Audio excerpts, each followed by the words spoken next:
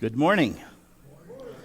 What a beautiful day, huh? Wasn't it nice to wake up and it's actually halfway decent outside temperature-wise? And yeah, I am excited to bring this message to you today. We've been going through a kind of a mini-series through the book of Philippians and watching the Apostle Paul's thoughts develop as he writes to this church that's been supporting him. He's under house arrest in Rome, you remember. He depends on the Christian churches out in the world for his sustenance to take care of him. He has no funds of his own, no access to them. And this remarkable man, in this context of being locked up, writes this letter that theologians have come to nickname the Epistle of Joy. And he says some pretty hard things in it. We've looked at a couple of those. And we're going to watch his train of thought continue to develop from chapter 1, where he emphasized to the Philippians to walk worthy in a manner of walk worthy of the calling that God has put on you. Not that he sees that they're not walking unworthily, but rather he's encouraged them to even all the more as they're pursuing Christ, to reach for something higher and bigger, even beyond what they have, which is wonderful. He has nothing wrong to address with this church. He's encouraging it, but he's reminding them, walk worthy of this calling, this remarkable life God has given us. Then the thought he develops in chapter 2 is for us to look at Christ as our example of what it means to live in obedience. How that Jesus, the second person of the Godhead, left aside his privilege and his power and became one of us, became a baby in a manger. We just celebrated that event not too long ago. And then after reminding them of that, he tells them, work out your salvation with fear and trembling, not from the position of being fearful and of wondering, am I really secure in my walk with Christ? That's not his point. His point is to, again, guard this beautiful gift you've been given. And the salvation God's given you, find out what it all means. Don't settle for anything less than what God has for you as his child. He's going to take those two thoughts now and give us a very good word of encouragement in chapter 3. He takes a look at his own life, and in last week's message, one of the things he told us is he puts no confidence in the flesh, and then he goes on to describe if there was anybody who had a reason to put confidence in his flesh, it was him. He had all the pedigrees, he had all of the connections, everything that would define success in his world he had. But he counts that all as loss, he says. And then he brings us to this message that we're going to have today titled Press On.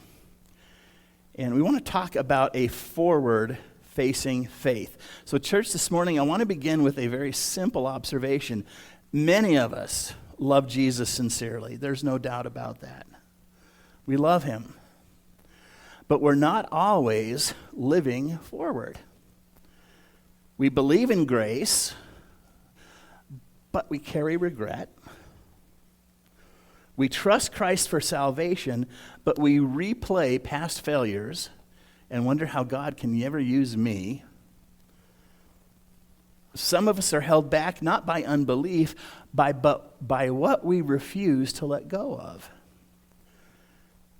Paul knows something about having a checkered past, doesn't he? He knew what it was to carry shame. These are from his own words. He shares these things with us. He knew what it was to carry religious success and arrogance and self-righteousness. He knew what it was to be driven by hate and anger. When we read his story in the book of Acts, we see that hateful, angry side of the Apostle Paul, don't we, when he was Saul of Tarsus. And yet, listen to his words now in Philippians 3. One thing I do, Forgetting what is behind and straining toward what is ahead, I press on toward the goal. See, this is not the voice, is it, of someone who's stuck in their past. This is the voice of a man who is free to live in the freedom Jesus promises those who follow him. Free to pursue the high calling God has on his life. So today I want to see how Paul's determination to press on grows directly out of everything he's already taught us in the first 2 chapters in Philippians, and how it fittingly leads us to the Lord's table, as this is Communion Sunday for us today. The first thing I want to call our attention to is what I'm going to call the discipline of release. This one thing I do, forgetting what is behind. What's interesting is the tense of the verb that Paul uses when he communicates this idea. It shows intentionality, and it shows a repetitive process that comes out of his commitment to not being held captive to a past. This one thing I keep on doing is another accurate way to translate that. It's a discipline he's brought into his life. It's not something he did once at an altar call. It's not something he does every now and then when life becomes full of crises. This is a discipline Paul cultivated to constantly be aware of not being held to those things that are behind him. When Paul says forgetting what is behind, he doesn't mean pretending like the past never happened. That's not what he's talking about. He persecuted the church. He remembers that. He remembers that he was religiously accomplished, and an ugly pride came with the leaven of the Pharisees that Jesus warned his disciples to avoid. He was aware that he once defined himself by all the wrong things.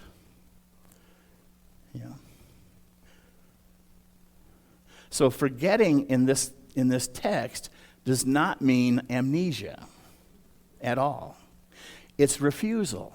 It's refusal to let himself be defined by all those wrong things he did and to let his past dictate his present. Does that make sense? That's where Paul was coming from. So he lets go of 2 kinds of baggage. As I'm reading this, there are 2 different types of baggage that he lets go of. First is past failures. The guilt, the shame, and the sin that Christ has already forgiven. If Paul lived living backward, he would have never preached the gospel. If he was stuck in his past, he would have never found the grace to move forward and become the Apostle Paul. He would have been crippled, hamstrung by his past. In Philippians 1, he reminds us, he who began a good work in you is going to carry it on to completion. Isn't that wonderful? The thing that God has started in us, he's not giving up on us. He's going to perfect what he started. God is not finished with Paul in this passage of Scripture, and he's not finished with you today or with me. The second type of baggage Paul lets go of are the past achievements, so his past failures, but then his past achievements too. He let go of his success. He was remarkably successful as a young man in finding a place of power and position within the Jewish religious hierarchy in Jerusalem. He was a Pharisee on the Sanhedrin, the official Supreme Court, if you will, of the Jewish people. He was one of those that Jesus said, don't do what the Pharisees tell you to do, but don't do what they do. They like to say long prayers so people will notice it. They like their long flowing robes so that people will admire them. They like having the places of honor at the tables when they're invited to meals and things. They like being called rabbi. That was Paul. He was one of those. He had to let go of all of that when he came to Christ. His religious pedigree, his moral resume, all of his spiritual trophies, gone. And then earlier in Philippians 3, it was read for us this morning, Paul lists everything that once defined him that he calls loss, and reminds us from verse 21 in chapter 1, where he says, "For me to live now is Christ." My life is all about Jesus. All that other stuff doesn't matter. Yeah. Anyone who has ever run cross country knows that the moment you turn and look back, you mess up your stride. Coaches drill it into their cross-country runners. The one thing you never do when you're running cross-country is look behind you. Yeah. When you do, your stride shortens, you lose your balance, you slow down, it's easier to trip and fall. So that's one of the things that the coach will drill into a cross-country runner. Always look ahead. Don't look what's behind you. Don't look at the other runners. Don't look at the terrain that you just passed through. Keep your eyes on what's in front of you. Paul understands this. He doesn't deny the past, but he refuses to let it dictate his next steps. Forgetting what is behind is not denial, it's discipline. It's choosing to keep running without constantly checking where you've already been. Anybody ever struggle with that besides me? Yeah, thank you for your honesty. And those of you that didn't raise your hands, well, yeah. We've all wrestled with this at some point in our walk, to some degree, right? And yet sometimes the most faithful thing we can do when we stumble is to stop looking back and get up and keep running. That's all the Lord wants us to do. So we go from the discipline of release to the posture of pursuit. Paul shifts from releasing the past and not being held to it to a determination that defines his pursuit of what God has for him. Straining toward what is ahead, he says in the second part of that verse. This is very athletic language. It's about the athlete who is not going to accept anything less than their absolute best when it comes to exerting in their running in this race. It's effort language and it's intentional language. See, grace does not make Paul passive, it makes him purposeful. Straining to what is ahead. That connects us directly back to the text that we had for last week's sermon. Work out your salvation, for it is God who works in you. Was the main idea there, right? Paul presses on because Christ has already taken hold of him. And so let's be clear. Paul is not running to earn salvation. That's not what this race is about. That's been settled. Paul is running because salvation has already claimed him. Has it claimed you? Because he is already saved. He's running a race. He recognizes God has a high call on him. And he wants to reach it. He wants to get there. So Paul is running. You know, he then points to Christ as our example. Christ humbled himself. Christ obeyed to the point of death, right? Christ has already run the hardest part of your race. He's done the hard and heavy lifting for us already. So now Paul runs not in fear, but in response. And I want to encourage you to do that today too. In response to what God has given you, run your race. Continuing with our illustration of the cross-country runner, the runner leans forward as they race.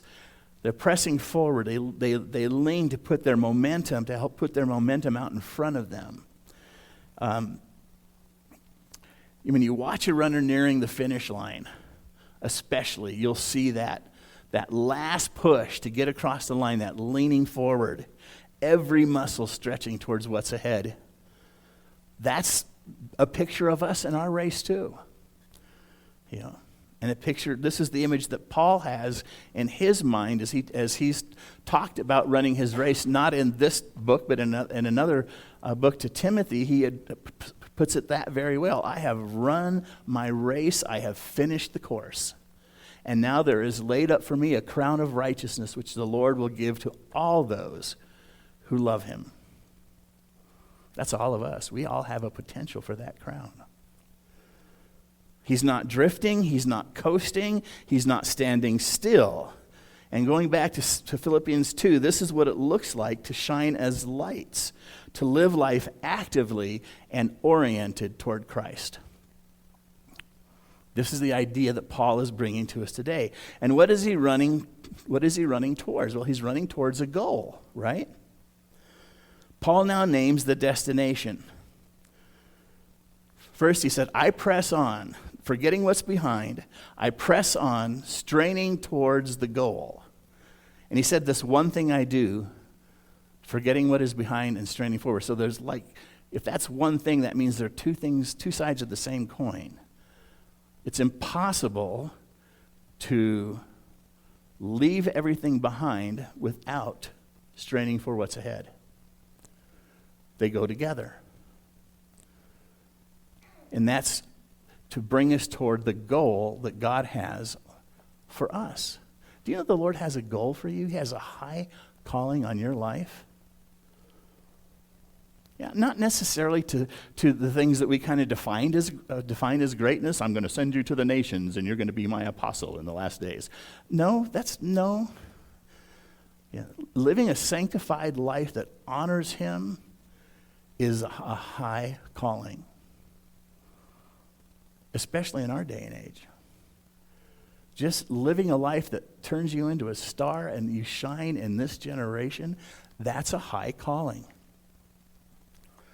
I press toward the goal to win the prize for which God has called me heavenward in Christ Jesus, he says in 3:14. The goal is not comfort. It's not success. The destination is Christ himself. This has been Paul's vision all along. This is what has driven this man since the day Jesus appeared to him on the road to Damascus many years before what he's writing. It reminds us what he said earlier in this book. Conduct yourselves worthy of the gospel. Run this race. Yeah. He said to depart and to be with Christ is far better. He said, but I know that he's going to leave me here for a while because you need me, but I'd much rather be home with him. And then in Philippians 3:10, I want to know him and the power of his resurrection and share in the fellowship of his suffering. That's a heavy prayer, isn't it? Whatever it takes, Jesus, for me to know you in all of your fullness, I want to fellowship with you in there, even if it means suffering. That's not an adolescent choice when it comes to our faith. That is a mature choice to make. Paul's life is not shaped by what he's escaping, but by who he's moving toward. And now turning towards communion, because this is where everything turns today in this message. Paul presses on because Christ first pressed toward him. Before Paul ever strained forward, Christ strained under the weight of your cross. Before Paul let go of the past, Jesus took all that past upon himself. All of your sin, past, present, and future, has been covered by the blood of the Lamb. It's forgiven. It's gone. There is no reason for us now to be stuck in it, but to let go of it. And not just, and I'm not just talking, I don't want to just talk about the sin, but I want to talk about anything at all that's in the past that is going to hold you back from straining towards the finish line, reaching the call of God, that goal that he has for you. Christ took that past upon himself. Of Jesus, we remember Philippians 2, he tells us, he humbled himself and became obedient to death, even death on a cross. And that's why communion is a very appropriate way to end this message. The table reminds us the past has been dealt with, sin has been forgiven, and grace has already taken hold of us. You believe that? We come now not as a people who have arrived, but as a people who are still pressing on. And as we come around the table today, may you see Jesus standing on the sidelines of your race, bread and cup in hand, offering it to you as spiritual refreshment for your soul as you continue to run your race. You've seen in those long marathon cross-country races, the people that stand on the sidelines and encourage the runners and give them a cup of water real quick as they're running by. I had a vision as I was writing this message of Jesus doing that when we come to the table. As you're running, weary and tired. And he says, keep on. Keep pressing on. Here's some bread. Here's my blood. This is all you need to get you through. Isn't that a great picture? And then we look back one day and realize I didn't run that race alone at all. He was there every step of the way. I invite you to consider these things as Cody comes now and is going to lead us in communion.